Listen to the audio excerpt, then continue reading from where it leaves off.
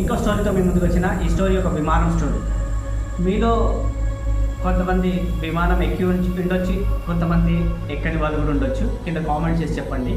So ఇప్పుడు next time మీరు ఎప్పుడైనా విమానం ఎక్కాలంటే ఈ సంఘటన గురించి విన్న తర్వాత భయపడతారు. ఇది ఒక రహస్యమైన సంఘటన. ఇది శాంటియాగో ఎయిర్లైన్స్ ఫ్లైట్ నెంబర్ 513.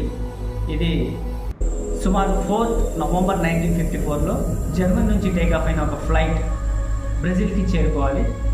18 గంటలు జర్నీ చేసిన తర్వాత అది బ్రెజిల్కి చేరుకుంటుంది, కానీ చేరుకోలేదు. మధ్యలో ఒక సముద్రం పైనుంచి 5 కిలోమీటర్ల ఎత్తున వెళ్తూ మాయమైపోయింది. దాని సిగ్నల్స్ రేడియో బ్రెజిల్కి చెందిన అక్కడ ఉన్న సిబ్బందికి, తర్వాత జర్మనీకి సిగ్నల్స్ కట్ అయిపోయి అటు ఇటు మాయమైపోయింది. ఆ తర్వాత చాలా వరకు వెతకడం స్టార్ట్ అయింది. ఇటు 2 రాజ్యాలు, ఇటు జర్మనీ ఇటు బ్రెజిల్ అందరూ వెతికారు, కానీ దొరకలేదు. అది సముద్రంలో పోయిందనేసి రీసెర్చ్ చేసే వాళ్ళందరూ రీసెర్చ్ చేసి చెప్పారు. కానీ అక్కడ గుట్టల మీద చెట్ల మీద క్రాష్ అయిందా అది కూడా చూశారు, కానీ ఎక్కడ దొరకలేదు.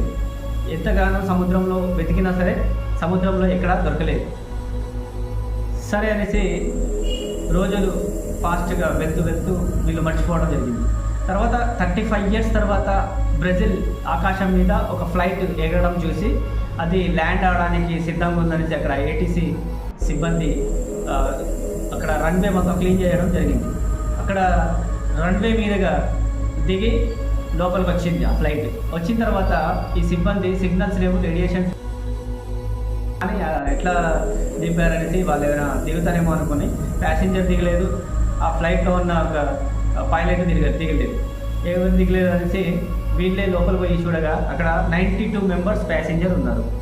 దానిలో మగవాళ్ళు, ఆడవాళ్ళు, ముసలోళ్ళు అందరూ ఉన్నారు. కానీ అక్కడ చూడగా అందరూ చచ్చిపోయి ఉన్నారు.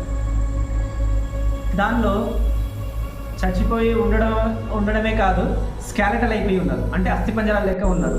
సీటు బెల్ట్ ఎలా కట్టారో అలానే ఉన్నది, కానీ అందరూ 92 members చనిపోయి ఉన్నారు. అది చూసి భయపడి లోపల ఉన్న పైలట్ గురించి ఏమైందనేసి క్యాబిన్కి ఉరుకుంటూ క్యాబిన్ లోపలికి వెళ్ళారనమాట. అక్కడ సిబ్బంది వెళ్ళిన తర్వాత అక్కడ పైలట్ కూడా అస్థిపంజరం లెక్క మారి ఆయన కూడా చనిపోయి, చెయ్యి మాత్రం లివర్ మీద ఉన్నది, ఇంజన్ మాత్రం నడుస్తూనే ఉంది.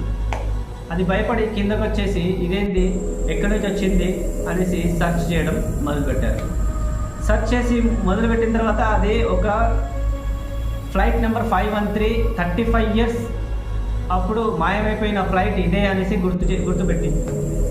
గుర్తుపట్టి తెలుసుకున్నారనమాట. తర్వాత ఆ ఫ్లైట్ ఎక్కడ పోయింది, ఎక్కడి నుంచి వచ్చింది, వాళ్ళు ఏం చేశారు, ఏం తిన్నారు అనేది తెలియలేదు. ఎంత రీసెర్చ్ చేసినా ఇప్పటి వరకు దాని జాడ ఎవరికి తెలియలేదు. కాబట్టి వ్యూవర్స్, మీరు కూడా జర్నీ చేసేటప్పుడు మీ సెల్ ఫోన్, అప్పుడు ఆ టైంలో సెల్ ఫోన్ ఉంటే మాత్రం దీని గురించి తెలిసేది. ఎవరికైనా లొకేషన్ పంపించి లొకేషన్ దాని గురించి తెలుసుకునేవాళ్ళు. కానీ సెల్ ఫోన్ కూడా లేదు. ఇప్పటి నుంచి మీరు ఎక్కేటప్పుడు మీ దగ్గర సెల్ ఫోన్ ఉంటుంది కాబట్టి మీరు మీ ఫ్యామిలీ మెంబర్స్కి, ఫ్రెండ్స్కి ఈ లొకేషన్ పంపించండి. ఎవరైనా ఇప్పుడు ఎక్కడైనా ఏదైనా ప్రాబ్లం జరిగితే మీ సంగతి, మీరు ఏం జరిగిందో మీ గురించి వాళ్ళకి తెలుస్తుంది.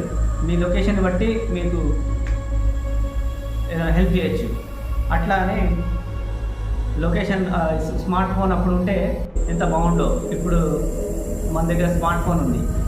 మీరు ఎప్పుడైనా జర్నీ చేసేటప్పుడు కానీ ఫ్లైట్లోనే కాదు, ఫ్లైట్, కారు, మన బస్సు, ట్రైన్, దేని మీద మీరు మీరు జర్నీ చేస్తారో మీరు లొకేషన్ మాత్రం మీ ఫ్రెండ్స్కి, ఫ్యామిలీ మెంబర్స్కి పంపిస్తే మీకు ప్రాబ్లం లేకుండా ఉంటుంది. సో గైస్, మీకు ఎప్పుడైనా జర్నీ చేసినప్పుడు ఈ స్టోరీ గుర్తుండిపోయింది. కాబట్టి be careful guys. I hope ఈ వీడియో మీకు నచ్చిందని నేను అనుకుంటున్నా. మళ్ళీ ఇంకో వీడియోతో మళ్ళీ కలుద్దాం. Bye guys.